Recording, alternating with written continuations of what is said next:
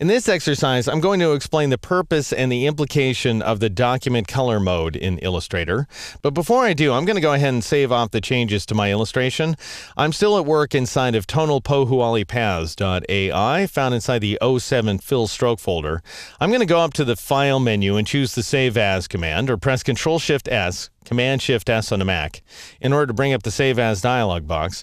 And I'm going to change the name of this document to FilledFacePaths.ai. Now, I don't have to enter .ai, by the way, because Illustrator will do that for me automatically so long as I'm saving an Adobe Illustrator document. I'll click on the Save button. Up comes the Illustrator Options dialog box. I've been saving these guys as Illustrator CS3 documents, just for the sake of backward compatibility. And that goes ahead and preserves everything that we've done so far inside of our illustration. In later chapters, we'll take advantage of some new CS5 only features, and I'll go ahead and click OK in order to save off that document. And notice, not only did I save the forward second window into the document, it's now called FilledFacePaths.ai:2, but I also saved the rear window into that document, FilledFacePaths.ai:1. So again, I want to stress these are two windows into the same document. All right, I no longer need this guy up front cluttering up my view of my workspace, so I'll go ahead and drag the title bar and drop it into the tabbed window interface like so. And that'll allow me to switch back and forth more easily and keep an eye on what's going on here in the right side panels. All right, so as promised, I want to show you the document color mode.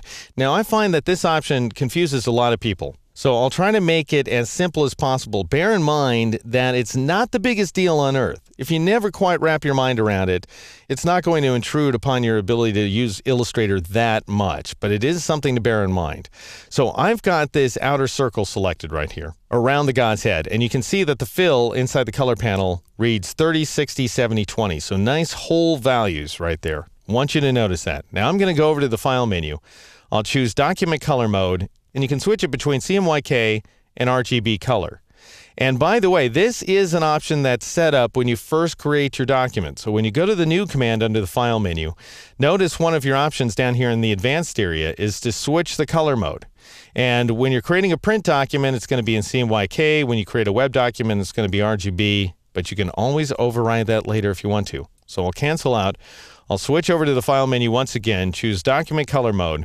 It can be CMYK, which is ostensibly the mode you want to use if you're going to pre-press, if you're going to commercially reproduce your document either directly from Illustrator or you're creating some spot art that you're going to place inside of InDesign, for example, that kind of thing.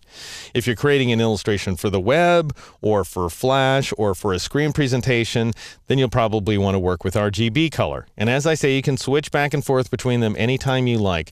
Just do so deliberately. So let's say you've been creating a document for commercial reproduction, and now an art director wants you to repurpose it for the web. You would go ahead and choose RGB color, but notice what happens when you do. For one thing, you may see your color shift on screen. It's not super noticeable when you go from CMYK to RGB, but you're really going to see it when you go from RGB to CMYK because the CMYK color gamut tends to be smaller than the RGB gamut. You'll also see all of your color values, every stinking one of them, switch on you.